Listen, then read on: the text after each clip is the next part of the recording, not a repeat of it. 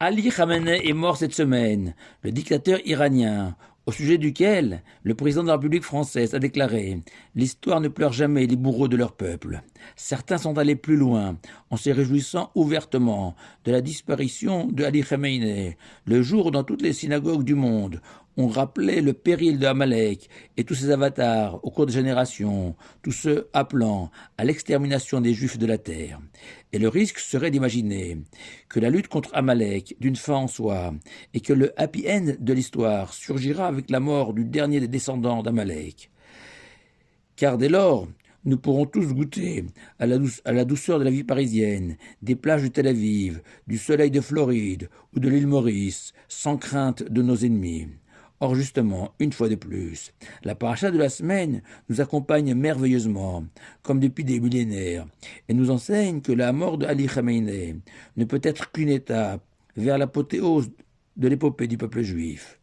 Et je ne parle pas, bien évidemment, d'un point de vue militaire, domaine dont je n'ai ni les outils, ni les compétences, ni le droit d'exprimer une opinion quelconque. Non.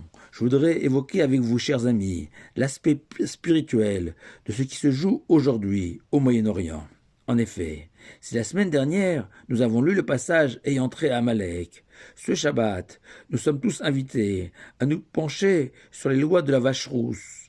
Cette vache que l'on brûlait et dont les cendres mélangées à de l'eau vive servaient à purifier les personnes qui s'étaient rendues impures au contact d'un mort à l'époque du temple de Jérusalem.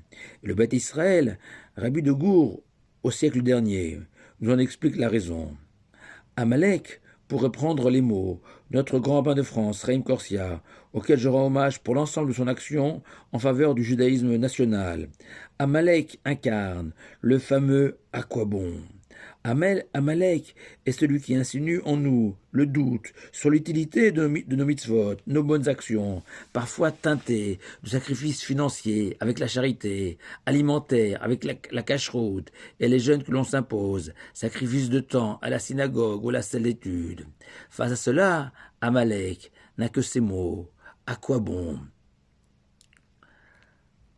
L'homme ne vit qu'une fois, et qu'il faut en profiter à 100%, sans s'encombrer ni de morale, ni d'éthique, et qu'un juif observant peut parfois ressentir de la frustration, un sentiment de privation. Car même si Amalek a disparu physiquement, son message résonne encore dans nos consciences, nous a fait perdre de vue que la Torah et les mitzvot sont la vraie vie, la plus belle, la plus agréable, et que nous devrions aller à la synagogue, éduquer nos enfants, aimer nos femmes et nos prochains avec joie et passion. Cette passion qui nous anime tous lorsque nous sommes sur le point de partir en vacances dans des destinations de rêve.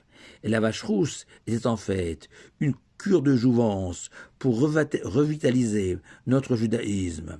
Car explique le Beth Israël, l'impureté liée à la mort représente un juif qui accomplit la Torah sans entrain, sans enthousiasme, victime de Amalek et de ses leurs, cédant aux sirènes du veau d'or, l'argent et ses plaisirs, décrit notre paracha de Kitissa.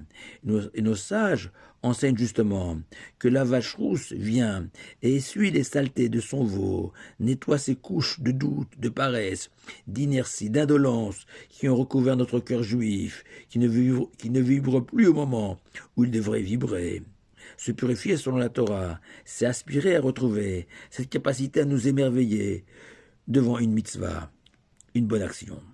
Et le Beth Israël rajoute de manière fabuleuse que l'Éternel déclare que de par sa présence dans le monde, Amalek cause que son trône céleste est vacillant, incomplet. Son trône est appelé Kès au lieu de Kissé, le mot juste. Le Kissé, littéralement le trône, a perdu sa dernière lettre, le Aleph, pour devenir Kès.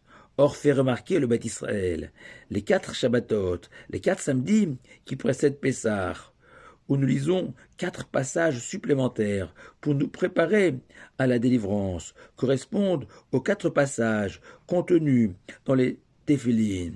Et donc, notre passage de la vache rousse, 3e passage, préparatoire à Pessah, correspond au 3e passage de nos Téphilin, qui est le Shema Israël, où nous proclamons l'unicité du nom de Dieu, ce fameux Echad, littéralement un, la valeur numérique de la lettre Aleph, car réciter le Shema de tout son cœur et de toute son âme, c'est non seulement rajouter ce fameux Aleph au trône divin, passer de Kess à Kissé, c'est surtout réunifier notre cœur et nos mitzvot, penser les blessures, les guérir, celle infligée par Amalek, qui a provoqué cette cassure en nous, cette fracture, cette dichotomie, cette forme de schizophrénie dont nous sommes tous victimes dans notre judaïsme au quotidien.